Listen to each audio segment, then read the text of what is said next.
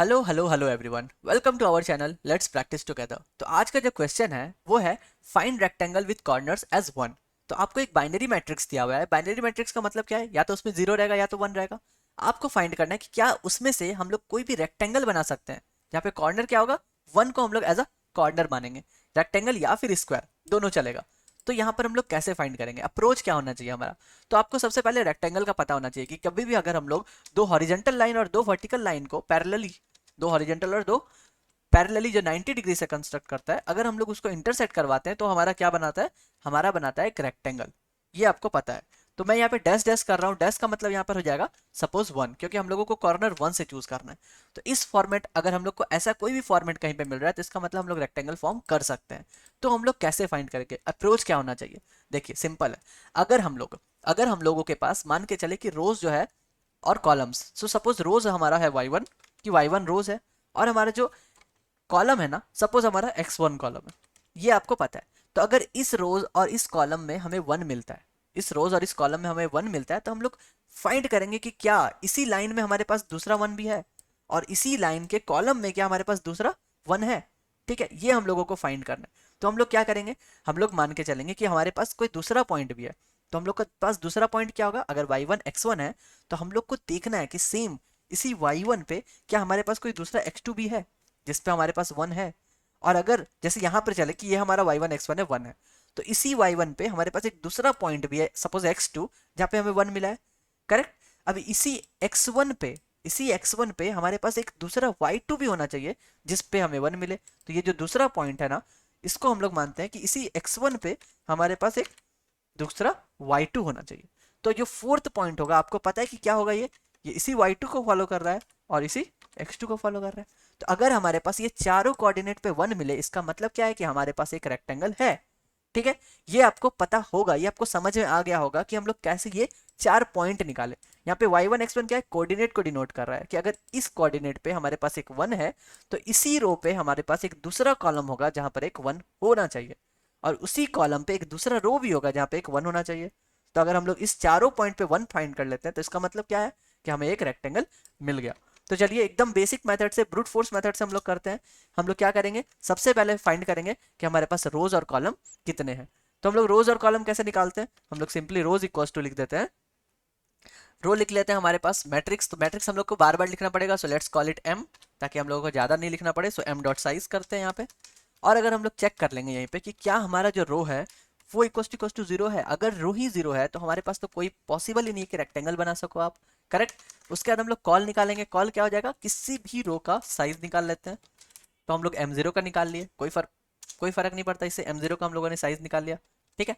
अब हम लोग क्या करेंगे, मैट्रिक्स को ट्रैवर्स करेंगे। तो अगर आपने 2D एरे का ट्रैवर्सल पढ़ा होगा कभी, तो आपको ये पता है कि हम लोग कैसे करेंगे। हम लोग लिखते हैं, यही पॉइंट हम लोग लेके चलते हैं y1 x1 y2 x2, ताकि आपको समझने में भी आसान हो। तो हम लोग y1 0 से स्टार्ट करेंगे, और y1 हमारा कहाँ तक होना चाहिए? y1 हमारा रो से छोटा होगा तो हम लोग y1 को प्लस प्लस करेंगे। ठीक है, ये हो गया हम लोगों का रो का ट्रैवर्सल। अब हम लोग को कॉलम में भी ट्रैवर्स करना है। सो column is what? Column is nothing but x1। So x1 हमारा जीरो है, और यही x1 जो है वो हमारा कॉलम से छोटा है, तो हम लोग x1 को प्लस प्लस कर रहे हैं। अब देखिए, हम लोगों का कंडीशन क्या था कि ये जो y1 और x1 है, मतलब अगर हमारा मैट्रिक्स का y1 पॉइंट और x1 पॉइंट अगर ये आपका वन है, अगर हम लोग इक्वल टू वन ना लिखे तो भी चलेगा, क्योंकि ये इफ कंडीशन के अंदर है और वो वन और जीरो ही है। तो वन का मतलब ट्रू ले लेगा, जीरो का मतलब फॉल्स ले लेगा। लेकिन for better understanding I am writing equal to one. ठीक है। तो अगर इस मैट्रिक्स का वैल्यू हमें वन मिलेगा तो हम लोग को क्या नेक्स्ट तीन पॉइंट फाइंड करने हैं जिसमें वन मिले। तो हम लोग क्या करेंगे, जिस पॉइंट पे हैं उसके छोड़ करके नेक्स्ट रोज और नेक्स्ट कॉलम के लिए फिर से हम लोग ट्रैवर्स करेंगे। ट्रैवर्स का मतलब जहां पे भी 2D में ट्रैवर्सल आ जाए, इसका मतलब कि आपको दो फॉर लूप यूज करना पड़ेगा। तो हम लोग क्या करेंगे, हम लोग फिर से एक लूप चलाएंगे, जहां पे इस बार हमारा पॉइंट क्या हो जाएगा? y2 और x2 हो जाएगा। और ये y2 कहां से आएगा? जो भी y1 था उससे एक आगे से हम लोग शुरुआत करेंगे। और फिर से वही कि y2 हमारा रो से छोटा होना चाहिए, तो हम लोग y2 प्लस प्लस करेंगे। एंड सिमिलरली हमारा नेक्स्ट जो हो जाएगा वो हो जाएगा x2 कॉलम के लिए। तो अगर हमारा x2 जो है वो क्या हो जाएगा? x1 plus one. हम लोग उससे भी एक आगे बढ़ाएंगे कॉलम को, और हमारा जो x2 है वो कॉल से छोटा होना चाहिए। Then we can increase our x2। अब आता है फाइंड करना नेक्स्ट थ्री पॉइंट। ये नेक्स्ट थ्री पॉइंट कैसे फाइंड करेंगे? तो हम लोगों ने तो लॉजिक में ही देख लिया कि हम लोगों को क्या क्या फाइंड करना है। तो हम लोगों को जो है मैट्रिक्स के पहला पॉइंट क्या है? Same row different column, same row मतलब y1 ही रहेगा यहाँ पे, और जो डिफरेंट कॉलम है that will be nothing but x2। So अगर हमारा y1 का x2 ये भी हमारा 1 हो, परफेक्ट, एंड हमारा मैट्रिक्स का फिर से हम लोग देखेंगे, देखिए y2 का x1, ठीक है, मतलब अगर दूसरा कॉलम दूसरा रो हो बट कॉलम हमारा सेम हो, x1 ही कॉलम हो, ये भी हमें 1 मिल जाए। और जो तीसरा पॉइंट है, तीसरा पॉइंट क्या है, वो जो y2 और x2 इस दोनों पॉइंट पे भी हमें 1 मिल जाए, इसका मतलब क्या है कि हमें रेक्टेंगल मिल गया।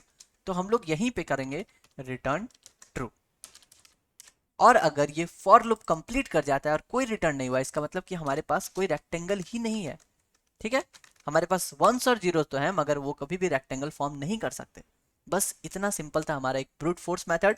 यहाँ पर जो टाइम कॉम्प्लेक्सिटी है वो 4 लूप होने की वजह से बढ़ जाएगी, हमारे पास दो दो रो दो दो कॉलम आ जाएंगे, इसलिए M square R square into C square, ये हो जाएगा आपका टाइम कॉम्प्लेक्सिटी। तो उसको ऑप्टिमाइज कैसे कर सकते हैं हम लोग उस पर भी बात करेंगे, मगर मैं चाहता हूं कि आप तब तक क्या करो, आप डिस्क्रिप्शन पे लिंक दिया हुआ है उस पर क्लिक करके जाइए और इस प्रॉब्लम को एक बार खुद से सॉल्व कीजिए और थोड़ा सोचिए कि आप इसको ऑप्टिमाइज कैसे कर सकते हैं। फिर हम लोग आपको बताते हैं कि ऑप्टिमाइज कैसे करेंगे।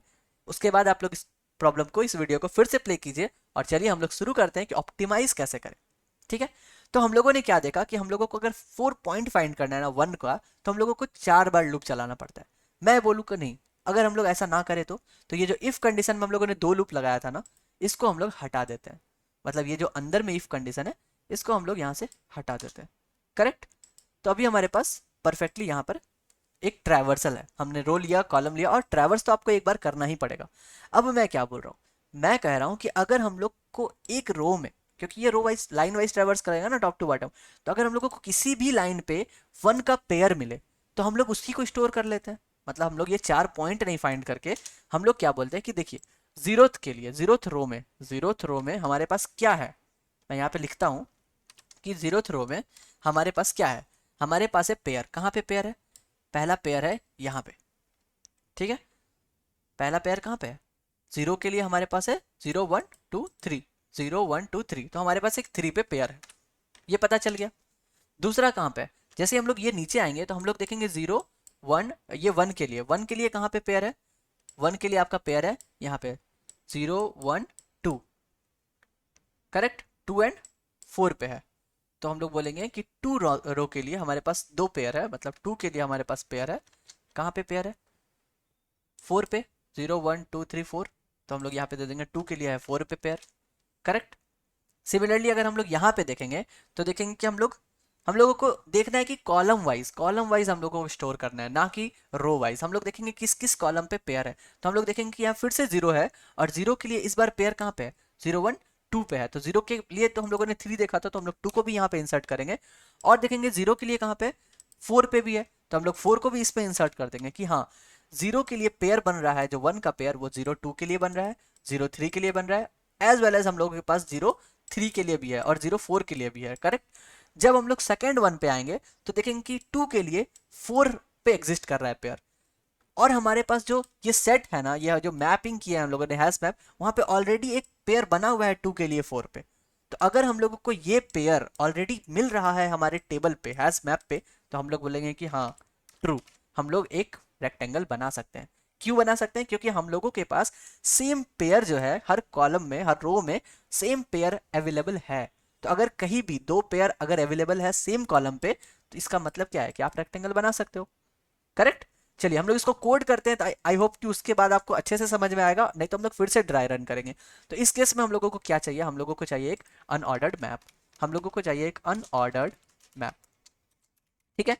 अनऑर्डर्ड मैप का टाइप क्या होगा, तो पहला तो टाइप हमने देखा कि हम लोग क्या करेंगे, जिस भी कॉलम पे है उसका हम लोग एक इंटीजर लेंगे, उसका वैल्यू लेंगे, उसका इंडेक्स लेंगे, और उसके साथ हम लोग एक पूरा का पूरा एक एरे ही डाल देंगे कि जितने सारे के साथ वो पेयर कर रहा है। तो पहला तो साइज हो जाएगा हमारा एंट टाइप हो जाएगा, और जो दूसरा टाइप होगा that will be nothing but what we can do, we can take a set, क्योंकि हम लोग एक से ज्यादा बार नहीं चाहते कि दो बार आ जाए, तीन बार आ जाए, ऐसा नहीं चाहते, तो हम लोग ले लेते हैं सेट। जो दूसरा टाइप हो जाएगा वो हो जाएगा अनऑर्डर्ड सेट, ठीक है। और इसका टाइप क्या होगा, int type. So let's call this map as MP. ये हमने ले लिया अनऑर्डर्ड मैप। अब हम लोग क्या करेंगे, जब भी हम लोग मैट्रिक्स पे आ रहे हैं और हम लोग देख रहे हैं कि हमें पेयर चाहिए, तो हमें पेयर कहाँ पे चाहिए, इस जीरो के लिए नेक्स्ट पे फाइंड करना है। कि अगर इसके लिए हम लोग को पेयर करना है तो हम लोग को नेक्स्ट से सर्च करना पड़ेगा, इसी के लिए तो दोबारा नहीं मिलेगा ना। तो बस इसलिए हम लोग क्या करेंगे, एक और फॉर लूप चलाएंगे जो कि हमारा हो जाएगा इन क्या, यहाँ पे हम लोग y1 लिए हुए हैं, x1 लिए हुए हैं, तो यहाँ पर हो जाएगा x2। हम लोग दूसरे कॉलम के लिए देख रहे हैं, रोज हम लोगों को नहीं सोचना है, हम लोगों को कॉलम सोचना है। तो x2 हम लोग रखेंगे और ये x2 कहाँ पे चलेगा, ये x1 प्लस 1 से चलेगा। ठीक है, कहाँ तक चलेगा ये आपको सोचना है। तो चलिए x2 को भी अगर हम लोग मान देते हैं कि हम लोग ये कॉलम तक चलाते हैं। ठीक है, for now we are taking that x2 will go for till column end x2 plus plus करते हैं। ये हमारा नेक्स्ट कंडीशन हो गया। अब हम लोग क्या चेक करेंगे, हम लोग चेक करेंगे कि क्या पेयर बन रहा है। यहाँ पर एक बात है, देखिए अगर हम लोग x2 को x1 प्लस 1 से मान रहे हैं और x2 भी कॉलम तक हम लोग ट्रैवर्स कर रहे हैं, तो क्या होगा जब हमारा x1 जो है, मतलब ये जो पॉइंट है, ये हमारा कॉलम तक पहुंच जाए, अगर ये 4 तक पहुंच जाए तब तो ये 4 प्लस 1 असाइन करेगा और आपको मिलेगा एरर। इस केस में हम लोग को अगर एरर नहीं चाहिए तो हम लोग को x1 को कहाँ तक मूव करना है, x1 को सिर्फ कॉल माइनस 1 तक ही मूव करना है, उससे आगे हम लोग मूव नहीं कर सकते, otherwise you will get a error. ठीक है, अब हम लोग क्या करेंगे, एक इफ कंडीशन लगाएंगे कि क्या हमारे मैट्रिक्स में, क्या हमारे मैट्रिक्स के जो भी हमारे y1 और x1 है, क्या इस पे हमारे 1 मिल रहा है। अगर हम लोगों को इसका वैल्यू 1 मिल रहा है एंड हम लोगों को पहला पॉइंट 1 मिल गया, अब हम लोग इसके लिए पेयर ढूंढ रहे हैं। पेयर कहाँ पे ढूंढेंगे, सेम y1 पे x2 के लिए पेयर ढूंढेंगे कि क्या सेम y1 पे x2 के लिए यहाँ पे भी क्या वैल्यू 1 है, इसका मतलब कि हम लोगों को पेयर मिल गया। ठीक है, अगर हम लोगों को इस दो वर्टेक्स पे 1 1 मिल गया तब हम लोग क्या करेंगे, सबसे पहले उसको फाइंड करेंगे कि क्या हमारे मैप में वो ऑलरेडी एग्जिस्ट करता है। अगर वो हमारे मैप में ऑलरेडी वो पेयर एग्जिस्ट करता है, मतलब अगर हम लोग mp डॉट फाइंड करेंगे, mp डॉट फाइंड क्या करेंगे, ये देखिए 2 3 4 है ना, तो हम लोगों को बस क्या फाइंड करना है, ये 2 3 4 फाइंड करना है।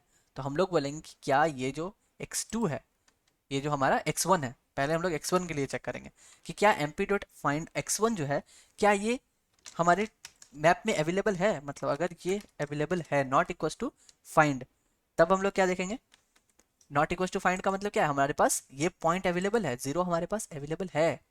अब हम लोगों को चेक करना है x2 के लिए, तो अगर ये भी तुम्हारे आपके पास अवेलेबल है और अगर हम लोग देखें जो दूसरा पॉइंट है x2 वो भी अवेलेबल है, अगर हमारे पास पहला पॉइंट भी अवेलेबल है और दूसरा पॉइंट भी अवेलेबल है, ठीक है, मतलब हम लोग क्या कर रहे हैं कि टेबल के, मतलब मैप के इस पे किस पे, x1 पे।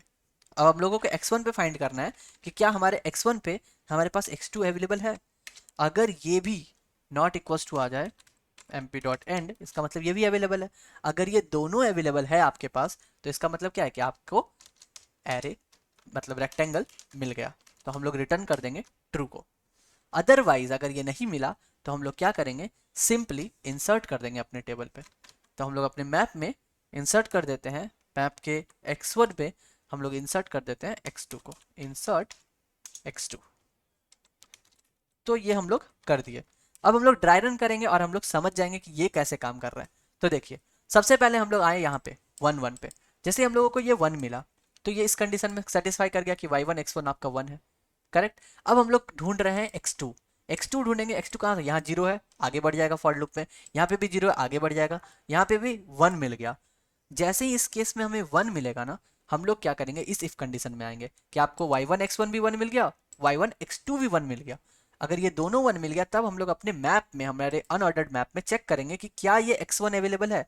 तो अभी जो स्टार्टिंग में तो कुछ भी अवेलेबल नहीं है, स्टार्टिंग में तो खाली है, तो ये कभी भी इफ कंडीशन पे जाएगा नहीं क्योंकि सब उसको mp डॉट एंड मिलेगा। तो वो इंसर्ट करना शुरू करेगा। इंसर्ट क्या करेगा, mp के x1 पे, इसका मतलब 0 पे ये इंसर्ट किया x2 को, x2 क्या है हमारा 0 1 2, तो यहाँ पर ये जो है 2 को कर दिया इंसर्ट, परफेक्ट।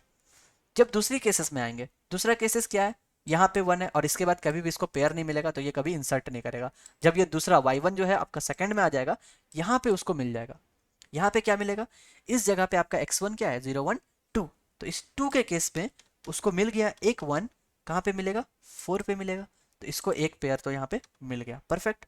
सिमिलरली वो यहाँ पे आएगा, यहाँ पे इसको एक 1 मिलेगा, उसके बाद उसको कोई भी पेयर नहीं मिलेगा तो वो नेक्स्ट रो पे आ जाएगा। जब नेक्स्ट रो पे आएगा तो उसको 0 के लिए मिल रहा है 2, तो 0 के लिए 2 मिल रहा है, जो कि 0 के लिए 2 मिल रहा है, यहाँ पे 0 के लिए 3 था, यहाँ पे 0 के लिए 3 था, ना कि 2, ठीक है। जब इस केस पे आएगा तो उसको 0 के लिए 2 मिल रहा है, तो 0 के लिए 2 तो वहाँ पे अवेलेबल है नहीं, तो वो इंसर्ट करेगा कहाँ पे, इस पे, तो यहाँ पे 0 के लिए 2 आ जाएगा। परफेक्ट। जब 0 के लिए 4 मिलेगा उसको, फिर से वो यहाँ पे ही इंसर्ट करेगा, क्योंकि ये ऑलरेडी कहीं पे भी इफ कंडीशन में नहीं जा रहा है। बट वो जैसे ही इस 1 के पास आएगा जिसका वैल्यू 2 है, तो उसको मिलेगा कि 2 के साथ एक 4 पे पेयर अवेलेबल है, और जैसे ही 2 के साथ वो 4 को फाइंड करेगा उसको मिल जाएगा मैप में, then it will return true. और इसी के साथ आपको मिल गया कि आपके पास रेक्टेंगल है। तो यहाँ पे हमने आसानी से कर लिया। यहाँ पे हमें 4 बार फॉर लूप लगाने की जरूरत नहीं पड़ी, और इसलिए हम लोगों ने टाइम कॉम्प्लेक्सिटी को रिड्यूस कर लिया। आई होप आपको ये समझ में आया होगा हम लोगों ने क्या किया। मैं आपको एक बार फिर से बताना चाहता हूँ, अगर कोई भी कंफ्यूजन है तो इस बार आपका क्लियर हो जाएगा कि हम लोगों ने सबसे पहले ट्रैवर्स किया। ये जो पहला 2 फॉर लूप है ना, ये ट्रैवर्सल के लिए। तीसरा फॉर लूप हमने इसलिए लिया क्योंकि हम लोगों को उस पॉइंट को छोड़ करके उसका पेयर निकालना है। कहाँ पे पेयर निकालना है, रो वाइज पेयर निकालना है। हम लोगों को कॉलम वाइज, कॉलम से कोई मतलब नहीं, हम लोगों ने एक रो पे पेयर को निकालना है, और उस पेयर की जो इंडेक्स है उसको हम लोग अपने मैप में इंसर्ट कर रहे हैं। उस पेयर के वैल्यू को हम लोग मैप में इंसर्ट कर रहे हैं। पेयर के वैल्यू मतलब देखिए यहाँ पे बोल रहे हैं 0 के लिए कहाँ कहाँ पेयर अवेलेबल है, 3 पे पेयर अवेलेबल है, 2 पे पेयर अवेलेबल है, 4 पे पेयर अवेलेबल है। लेकिन 2 के लिए 4 पे 2 बार अवेलेबल है, 2 के लिए 4 पे 2 रो पे अवेलेबल है। इसका मतलब अगर आपको कोई भी 2 रो पे मिल रहा है same pair, that means what, you can make a rectangle as well as a square, जो भी आपको हो सकता है। So that was the solution for today's question. I hope आपको समझ में आया होगा। अगर अभी भी नहीं समझ में आया, आप मुझे इंस्टाग्राम में डीएम कर सकते हैं, link is in the description. Thank you so much. कल फिर मिलते हैं नए क्वेश्चन के साथ। तब तक के लिए good bye, stay blessed, stay safe and keep coding.